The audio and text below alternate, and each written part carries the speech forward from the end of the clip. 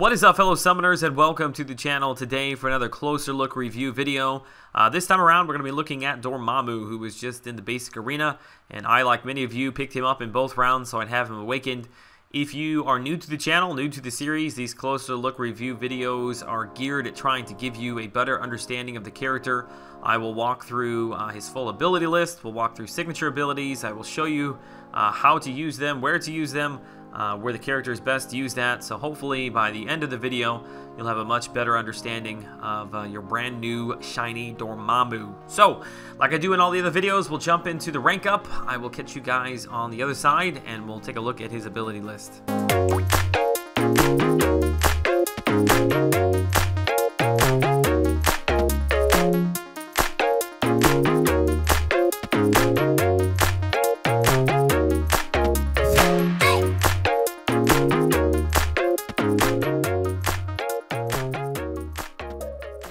So it is no secret that I really enjoy more of the complex characters, characters you really have to dig into and understand, and I really enjoy that. So Dormammu is somebody that I have been after for a while, and I'm very happy now to be able to be going through this with you. He's certainly a character that you really need to see gameplay, I think, to really understand how all of his abilities tie together. But what I'll do is I'll try my best as I walk through the abilities here. I'll try to show some gameplay footage on the screen just to kind of tie in what I'm talking about. And hopefully if you can visually see it as well, it'll help make the connection better. I'm going to start with his signature ability because his signature ability is kind of separate from everything else that you're doing with the character and is an essential part of the character if you want to use him on defense, which is the reason why I went ahead and got him in both rounds. So Soul Leech, his signature ability, you can read through it, but essentially whenever a enemy, the person you're playing against, has a buff that wears off, so whether that be a Fury buff, Crit buff, Armor Up, Regeneration, Power Gain, whatever the buff is, whenever it falls off, there is a chance that Dormammu will automatically place a degeneration on the enemy. And you can see there at only level 1, it's not a huge degeneration, it's 557. But that actually scales up pretty high down in the lower signature levels. What you'll see is I actually put, I think, 5 signature levels into him. So got him up to signature level 6, and it jumped up all the way above 900, so it almost doubled with just 5 signature levels. So I feel like he's certainly someone, if you're going to use on defense, that's probably worth putting a few signature stones into. Not somebody that I would necessarily dump everything into, but I think maybe putting 5 to 10 signature levels on him is probably not a bad idea if you just got him at signature level 1 like I do. But he's a huge pain as a defender. If you've ever played against him, this Soul Leech comes into play whenever you are evading. You get the evasion dexterity buff. Every time you evade back from his abilities, there's a chance there that you're going to get degeneration placed on you whenever that falls off. So he's a difficult character to fight against for that signature ability for that reason. Then moving down here to the passives, as you can see, he does have double immunity, so both poison and bleed don't have to worry about, which makes him an excellent choice in AQ. You can run any path, go up against any character, abominations, bleed paths, poison paths, doesn't make any difference. He can get around all of that. So I think all of that is fairly straightforward. Signature ability is easy to understand. It's now the next part that you see here, the dark energy. Getting into this, I think, is what really confuses people. And trust me, I was confused on it as well until I actually spent a fair bit of time playing through the character. I think what I want to do is actually skip over the dark energy. I want to talk about everything else and then come back to it. Is that what I want to do? Yeah, that's what we'll do. I'm going to skip all the way down here and we'll start with finishing a combo with a medium attack. And this is whether you want to do a 5-hit attack and end with a medium, or you just want to do an attack and then finish with a medium, so just maybe a medium attack. But whenever you do that, whenever you finish with a medium, it power drains automatically 7.5% of the enemy's power. You can see that playing out on the gameplay here. Whenever you end with a medium, it is draining 7.5% power. I'm going to skip the imbue effect. Just know that you can drain power that way. So the special attack 1, it will nullify, has a 100% chance to nullify 1 effect. So if the enemy has got I don't know, you're running up against Drax, and he's got 2 Furies. If you use the S1, you're going to nullify one of them. The special attack 2, it power locks the enemy for 9 seconds, which is a long amount of time. That's a long enough time basically to get back to almost another special attack 2, especially if you are running Mystic Dispersion. So there's a good opportunity there. With the special attack 2, combined with ending in a medium attack to lock them down and then to power drain them, which is super handy. And then the special attack 3, you gain a dimensional link buff, causing Dormammu to continually gain dark energy over 20 seconds. So what is dark energy? Let's scroll all the way back up here. We'll look at dark energy. So it's an ability. You can kind of think of this like the battery that you charge with Punisher 2099. Dark energy in and of itself does not affect anything in the game. It's just like a passive buff that you're building up from 0 to 100.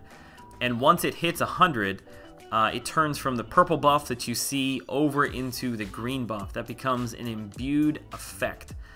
And once it's green, it changes your special attack 1, special attack 2, special attack 3. And also the heavy attack, which I'll talk about here in a second. So the way that you gain dark energy, we talked about it just a second ago. With a special attack 3, when you have a special attack 3, you're constantly gaining this dark energy over 20 seconds.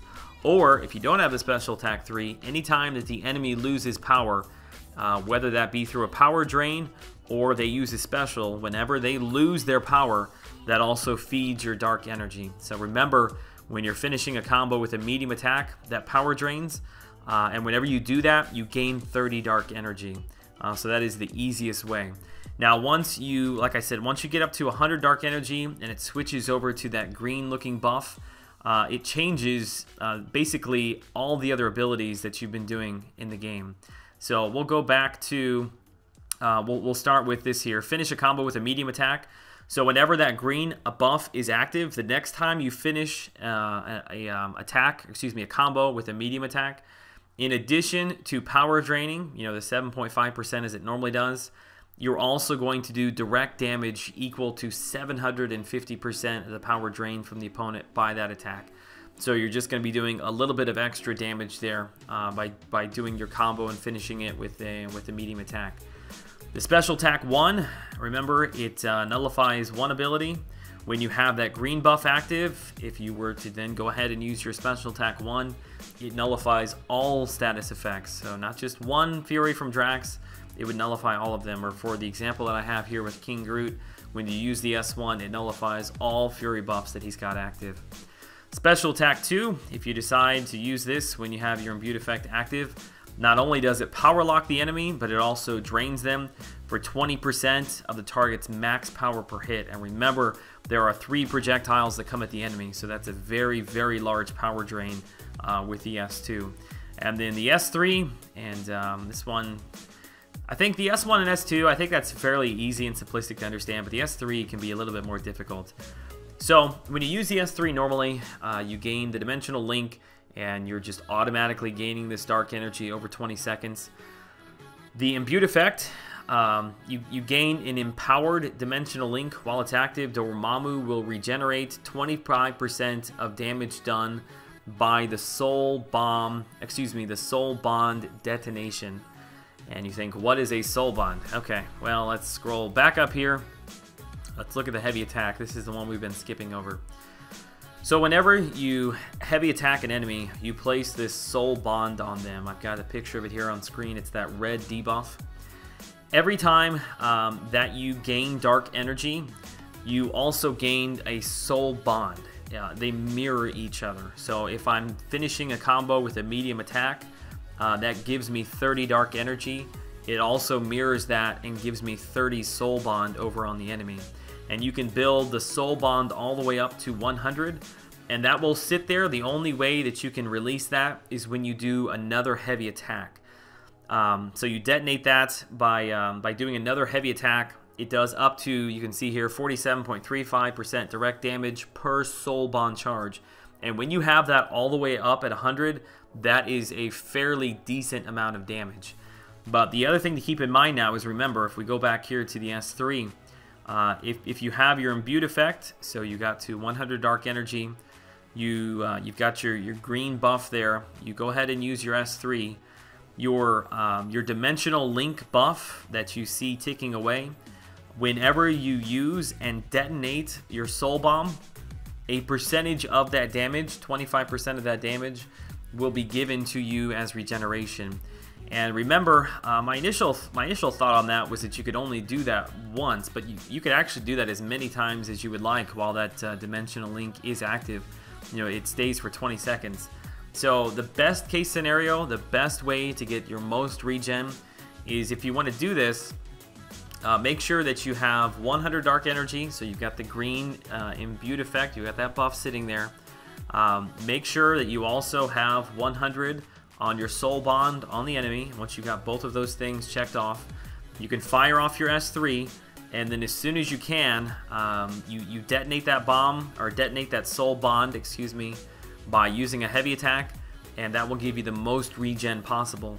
Now remember, you still have 20 seconds, so if you can heavy attack the enemy again, put another soul bond on them, and continue to use maybe your medium attack to power drain them, or if you can bait out a special on them as well, that is going to build that soul bond right back up, and then you can use another heavy attack before that empowered dimensional link falls off. The regen is not huge. You know, even at 100 soul bond, I was getting roughly around, I think it was like a 1600 regen or something like that. And I'm not gonna lie, it does take a little bit of timing, as far as there's a lot of things you really kind of have to play together here, and in some fights it may not make sense if you're just trying to control power to try to build up exactly everything the way you need it to get the maximum amount of regen. But I would say, you know, if you're getting, you know, if you used your Dormammu for several AQ fights and you could use a little bit of a boost, you know, probably wouldn't be a bad idea if it's a longer fight, maybe to use that S3 and try to use a couple of heavies to detonate those bonds as many times as you can. The other thing to keep in mind is the empowered dimensional link. That is considered a buff, so if you are fighting characters who gain, like Power Flood is the example that I'm giving here. Whenever you have a buff active, remember that dimensional link is going to be considered a buff, and it is going to be feeding the enemy power. Also, when that falls off, if you're fighting a Mystic Dispersion champ, that's also going to be feeding Mystic Dispersion as well. So that's just something to keep in mind. I hope that dark energy, that kind of explanation there was fairly straightforward, but certainly if you still have questions, are confused by it, you can you know, leave comments down below. Maybe watch it a couple times, we'll help you out. But yeah, if you got specific questions, would be happy, I should say, to help you. Now, moving over into the synergy bonuses, and this is certainly something you have to talk about with Dormammu, because as you see there, Dark Empowerment is a unique synergy you see nowhere else in the game. With Mordo, the synergy is non-robot villain champions have a 20% chance to revive at 10% health when receiving a knockout blow, which this is a great synergy because Mordo is a very good defender, Dormammu is a really good defender, and if you're running both of them on defense, there's a chance, you know, when the enemy thinks that the fight is over, you know, they're playing against your Dormammu or Mordo, whoever it is, you know, they think the fight is over, they let off, and actually there you go, Dark Empowerment kicks in, you gain back a portion of your health, which think of this along the lines of like Phoenix when she's awakened, how a knockout blow, she becomes immune and gains back a portion of her health. That's very similar to what's happening here. I was always curious to see what the animation would look like when that triggers, and it's really nothing special. You just don't die. There's some lettering that pops up that I think says Dark Empowerment. Don't quote me on that. It says something. I've seen it many times before, and you just have some health back. The other synergy bonuses play to, I would say, Dormammu's weak side, which is his crit rate is low, and really his overall attack power, damage output is on the lower side as well. I know when you detonate the Soul Bond, there is a pretty good chunk of damage that is done with that, so I would recommend using the Soul Bond detonation as much as possible. But really, he's a heavy utility champ, and so it makes sense for his attributes to be a little bit on the lower side. You can see right there, his crit rate is it's pretty much trash. 14% is not great. But again, that's not really kind of the driving force and the reason why that you would want to be using Dormammu. As far as places that you could use Dormammu, I've talked about him a couple times on defense. Unblockable S2 nodes, he's very, very good on that. There is kind of a way to get around the S2. I've done it a few times, but most of the time that thing gets me, and it's going to do a lot of damage plus power lock. So unblockable S2 is a really good spot for that. Even something like stun immune. I fought him many times on stun immune. He always gets me because of that degeneration. I can't parry stun, so I'm constantly evading, trying to bait out specials. And that if they were running Mystic Aspersion, it just feeds him power, gives him more degeneration that he's placing on me. So stun immune, unblockable S2, even something like Thorn's Node. I haven't seen him used a lot on Thorn's Node, but the reason I say that is because he is bleed immune, and I know personally when I go up against Thorn Node, having somebody who can place bleeds is a good way of getting around some of that Thorn damage. So you've got the bleed immunity, so they're going to be taking tons of Thorn damage because of having to do physical damage against him. Plus, you've got the degeneration on top of the Thorn's damage, so he's good there. Any node that would place a heal block as well, so that degeneration can do full damage without being limited or nerfed per se by willpower that the other character has got. So there's just a lot of really good uses for him in Alliance War defense. As a utility character that you're going to use, I see a lot of people that do use him in AQ. The ability to power drain and completely not feed the enemy anything, that kind of leads into being a really good option for fighting magic, because you'll never push her into limbo. If you're just using a medium attack, you can just keep doing that until you get to your S2, and you can either, well, you can power lock, but then if you've got the imbued effect, you can power lock plus power drain. So he's a really, really good option for dealing with power control magic. Mordo, Hyperion, plus class advantage. The other thing with Hyperion is those power gain buffs, and Mordo, when those things drop off, that's going to trigger degeneration as well. So not only is he a good defender, not only is he good in AQ, but I would also venture to say that he's probably pretty useful in Alliance War on offense as well. I know probably most people aren't going to use him there, but depending upon what we see in the new Alliance War coming out, if there's a lot more power control that's needed, you may want to keep him in mind as a good option. I think overall Dormammu is an even stronger character than I had first realized. I think if you are willing to sit down and understand the character and really be patient and learn how to use him, he can be used just about anywhere in the game with his utility and power control plus double immunity.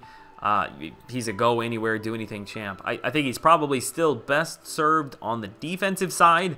But honestly, even though his damage output is not great, he can still control the entire fight. So even if it's a longer fight, you're still never really having to worry about characters who do have power gains or limbo or anything like that. So I think overall, very, very solid champ. I wish his regen was a tiny bit better, but that might be just nitpicking a little bit, because he does exceed or excel, I should say, in so many other areas of the game.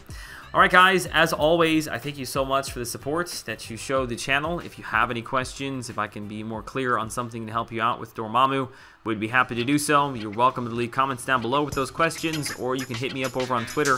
The link to that is down in the description. Alright guys, until I see you all in the next video, have a great day.